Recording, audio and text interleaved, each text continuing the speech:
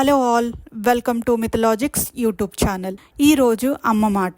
పెళ్లిలో 7 సార్లే ఎందుకు ప్రదక్షిణలు చేస్తారు? 5 సార్లో 9 సార్లో ఎందుకు చెయ్యరు? పెళ్ళి అనే తంతు ఒక్కో మతంలో ఒక్కోలా, ఒక్కో సాంప్రదాయంతో ఉంటుంది. హిందువుల్లోనే పెళ్లి తంతు పలు రకాలుగా ఉంటుంది. అయితే చివర్లో దంపతులిద్దరూ కలిసి ప్రదక్షిణ చేసే తంతుకు కూడా చాలా అర్థం ఉంది. అసలు 7 సార్లే ఎందుకు ఈ ప్రదక్షిణలు చేస్తారు మీకు తెలుసా?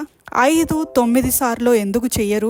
360 డిగ్రీస్ వృత్తాన్ని పూర్ణ సంఖ్యలతో భాగించలేని 0 నుండి 9 వరకు ఉన్న ఏకైక సంఖ్య 7 కాబట్టి. వివాహిత జంటలు, నవదంపతులు అగ్నిని 7 సార్లు ప్రదక్షిణ చేసి వస్తారు. కానీ వాస్తవానికి మొదటి ప్రదక్షిణలో నూతన జంట పుష్కలంగా ఆహారం కోసం ప్రార్థిస్తారు. రెండో ప్రదక్షిణలో దంపతులు ఆరోగ్యకరమైన సంపన్నమైన జీవితం కోసం దేవుణ్ణి ప్రార్థిస్తారు. మూడో ప్రదక్షిణలో దంపతులు సంపద కోసం ప్రార్థిస్తారు. నాలుగో ప్రదక్షిణలో దంపతులు ఒకరికొకరు వారి కుటుంబాల పట్ల ప్రేమ, గౌరవం పెరగాలని ప్రార్థిస్తారు.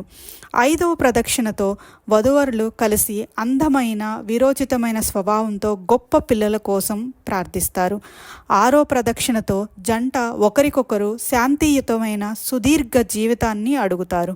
చివరి 7వ ప్రదక్షిణతో జంట సహచర్యం, కలిసి ఉండడం, విధేయత, అవగాహన కోసం దేవుణ్ణి ప్రార్థిస్తారు. కలకాలం కలిసి మెలిసి కష్టసుఖాలతో భాగస్వాములై బ్రతకాలని మాత్రమే దీని అర్థం.